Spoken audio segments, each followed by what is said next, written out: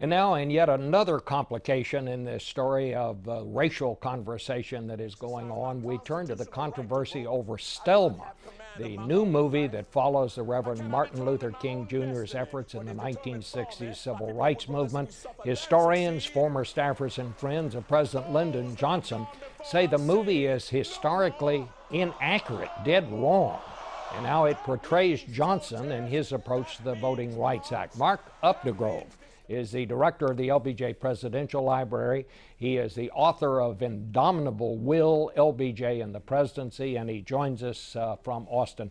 Mr. Updegrove, just tell me, first of all, what is it that this movie gets wrong in your eye?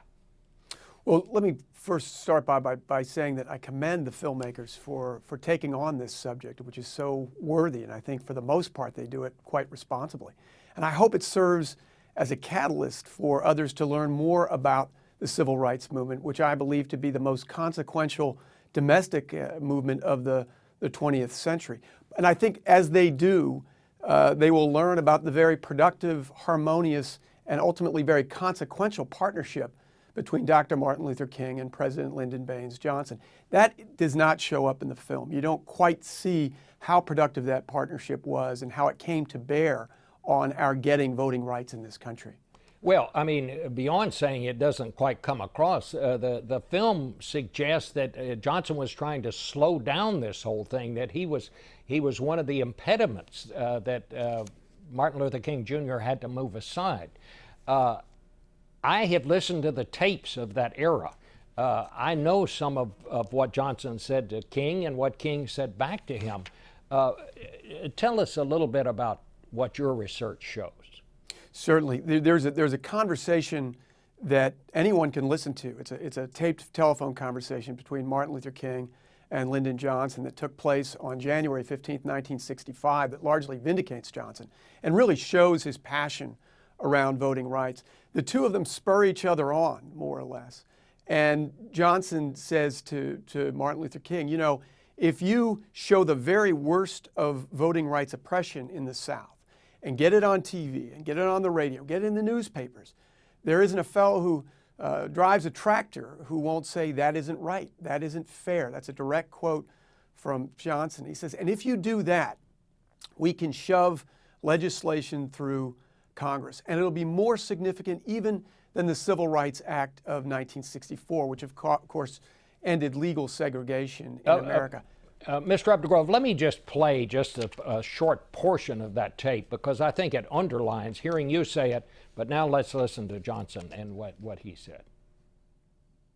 Take that one illustration and get it on radio and get it on television, get it on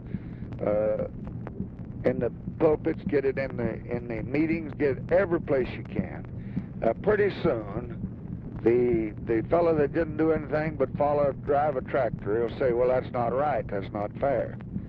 So when you listen to that tape, it's pretty hard to come away believing what this film suggests, that Johnson was trying to slow down this process. As I understand it, is he was saying to King, look, find some of the worst things you can and focus attention on it, and that will help me bring pressure on the Congress to pass this. And that's exactly what happened, Bob. Lyndon Johnson realized that he couldn't introduce the Voting Rights Act so soon after passing the Civil Rights Act. He had the legislative wherewithal to know that that would not go through Congress. He didn't have the power. And he told Martin Luther King that, very frankly, I don't have the power to get this through. You need to help me to find that power. And indeed, that gave the campaign in Selma, gave Lyndon Johnson the moral impetus to introduce it, because that fellow on the tractor, as he said, did conclude that it was not right. There were basic injustices in America that should not stand. And a reluctant Congress ultimately passed the Voting Rights Act after Selma. Selma was a catalyst in making that happen. What do you think happened here, Mr. Updegrove? I mean, I know that Andy Young, who was a top aide to Martin Luther King Jr., was part of all of this. He says the movie got that part dead wrong. Yesterday, Clifford Alexander, who is one of Johnson's top aides, an African-American, later Secretary of the Army, he says they got it wrong. What happened here? Well, unfortunately, there's no litmus test for movies that based on history. There's no standard that says that you got this wrong, you got to correct that. On your very air on CBS 2 mornings ago, Julian Bond, the great civil rights leader, concluded that the movie needed a villain. And what better villain than the President of the United States? Unfortunately, it just doesn't ring true historically. Mark Updegrove, I want to thank you very much for joining us this morning. And I'll be right back with some personal thoughts about some good news in Washington.